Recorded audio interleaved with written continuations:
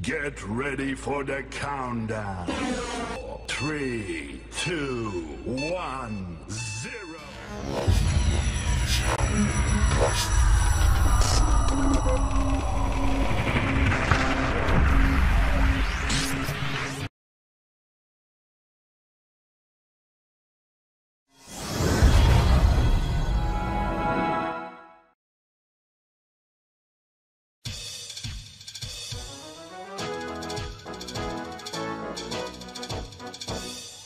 Teringo itu apa? Ngerti?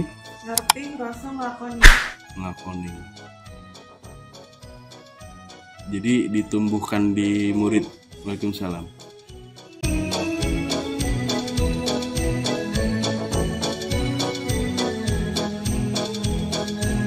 Jadi lebih pembelajaran yang lebih mengutamakan pendekatan berarti ya gitu ya.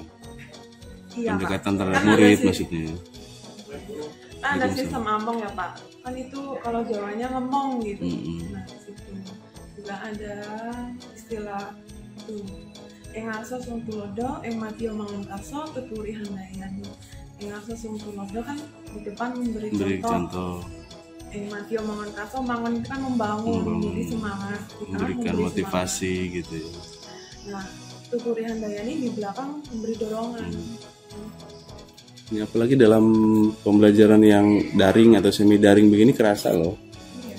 Jadi kadang beberapa guru gitu diantaranya ya saya juga mungkin termasuk memberikan beban belajar sama murid itu terlalu tidak mempertimbangkan kemampuan murid itu sendiri gitu loh. Kayak dia juga nggak ada hak gitu. Jadi misal gurunya mau apa ya harus dituruti. Nggak memikirkan murid itu kemampuannya di mana. Iya betul. Sedangkan murid itu sendiri punya, kalau dia bakat, keterampilan, kemampuan, dia punya kemampuan yang yang berbeda-beda gitu, beragam gitu. Nggak bisa disamain. Belum lagi dengan yang lain, misalkan fasilitas gitu ya. Semua dari strata ekonomi berpengaruh juga sih ketemunya gitu kalau di pembelajaran di rumah kan gitu. Ya makanya di Kiai Dewantara itu kan guru itu kan cuma fasilitator aja. Fasilitator, pembimbing. Nggak boleh memaksa juga nggak boleh. Ya namanya kan taman siswa, taman kan bermain, jadi bermain sambil belajar gitu, nggak boleh yang baku, yang kaku gitu. Bu Nicole ini kan berdasarkan apalagi latar belakangnya taman siswa, jadi sesuai lah dengan filosofi Ki Hajar Dewantara nih tentang pendidikan gitu. Kita ini kan ada namanya komunitas praktisi nih di sekolah ini. Iya. Kemarin sudah terbentuk komunitas praktisinya, ya kita praktisi sebagai guru gitu, komunitas guru yang memang peduli terhadap pendidikan lah, khususnya ya pendidikan murid-murid kita di SMP Negeri 2 Sragi. Jadi itu merupakan wadah gitu. Wadah sharing, berbagi gitu, pengalaman kayak gini nanti bisa di share di komunitas itu, kita biar sama-sama tahu gitu. Biar tahu ini metode yang bagus, bisa ada pengembangan, masukan dari sana sini. Bagus ya Pak. Nah itu siapa aja Pak? Ada sih sudah beberapa yang masuk. Nanti saya kasih link grupnya dulu. Nanti Bu Nicole kalau mau ya boleh dah di tautan itu di ini ya, untuk masuk ke komunitas. Pembelajaran apa diterapin di kelas. Senang misal kayak metode pembelajaran jigsaw rolling ball gitu kan. Kalau matematika kan bagus pakai itu daripada matematika kan cuma jelasin kasih tugas itu kan kayak monoton gitu, malah membosankan buat anak. Membosankan. Pernah saya terapin juga sih Pak waktu kemarin itu. Jadi ada motivasinya. Misalkan di bab akhir kan ada ulangan nih Pak. Nah, saya boleh, kalian nggak ikut ulangan asal kalian dapat bintang 5.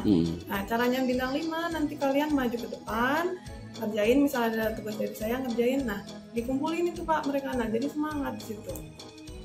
Jadi saya tuh Kak agak memaksa tapi dengan iming-iming nggak usah ikut ulangan. Tapi itu kan sama aja Pak, tapi walaupun maju kan dia tetap, oh berarti udah mudeng ini anak, berarti kan ini nggak perlu dites ulangan lagi.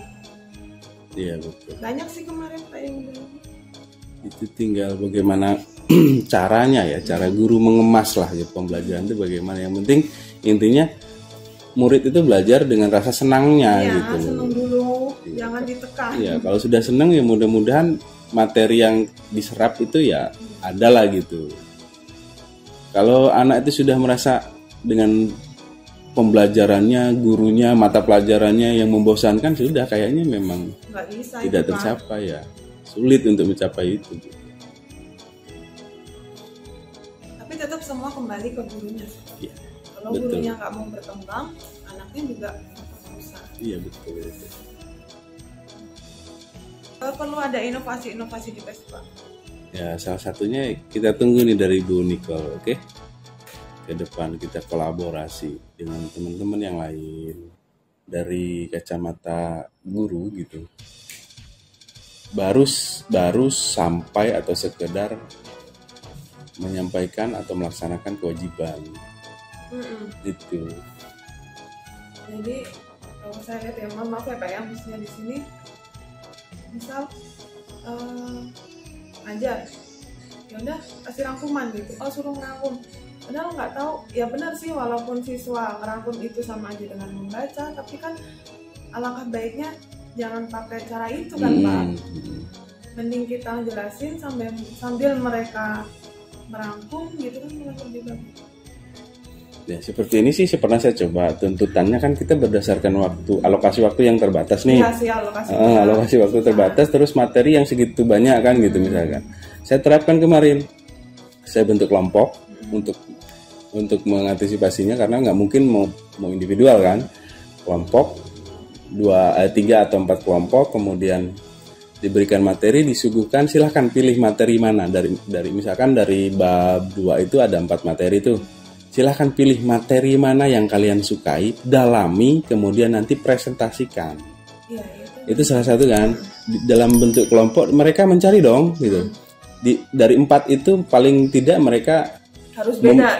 memetakan juga kan, memetakan dulu mana nih yang suka. Nah, tahu suka atau tidaknya kan harus dipelajari dulu nih gitu, materi dari keempat ini. Otomatis mereka sebetulnya belajar keempat-empatnya gitu loh materi itu. Hanya kita kemas, tidak kaku gitu. Itu ada metodenya kan Pak? Iya. Metode kalau jigsaw itu lebih ke arah dia per kelompok. Jadi ada kelompok asal sama kelompok apa satunya saya kurang lupa. Jadi kayak gitu Bapak gitu. Ya lebih bagus gitu sih Pak. Jadi dari hasil pun memang berbeda ketika kita terapkan. Ayo anak-anak baca bab 4 misalkan, ada 4 materi A, B, C, D, baca semua gitu. Nanti di akhir pembelajaran Bapak kasih soal, harus bisa gitu kan. Memang tujuannya memang anak supaya belajar sih sebetulnya kan gitu. Hanya mungkin kemasannya yang berbeda dan perasaan anak juga otomatis berbeda dengan yang saya terapkan tadi. Pasti merasa kalau 4 dipelajari 4 materi ini beban toh anak itu. Iya. Jadi di situ juga ada sistem di Ki Hajar Dewantaranya dong Pak. Jadi merdeka dia. Merdeka memilih. Boleh memilih. Iya. Tapi tetap ada aturannya gitu. Kalau masalah ya melenceng-melenceng sedikit ya wajar, namanya anak sedang belajar. Nah itu memang tugas kita kan. Kalau yang melenceng ya diluruskan, artinya dibimbing. Di MGMP kemarin saya tanyakan, rata-rata masih menganggap bahwa anak lahir ke dunia ini masih seperti kertas kosong gitu. Kertas kosong yang perlu kita berikan catatan, gambar gitu. Sedangkan berdasarkan filosofi Ki Hajar Dewantara bahwa anak itu sudah terlahir dengan kemampuan dan bakatnya masing-masing gitu. Kita tugasnya bukan membentuk anak gitu, tapi membimbing anak gitu. Karena mereka dasarnya sudah ada bakat dan kompetensi ataupun kemampuan masing-masing.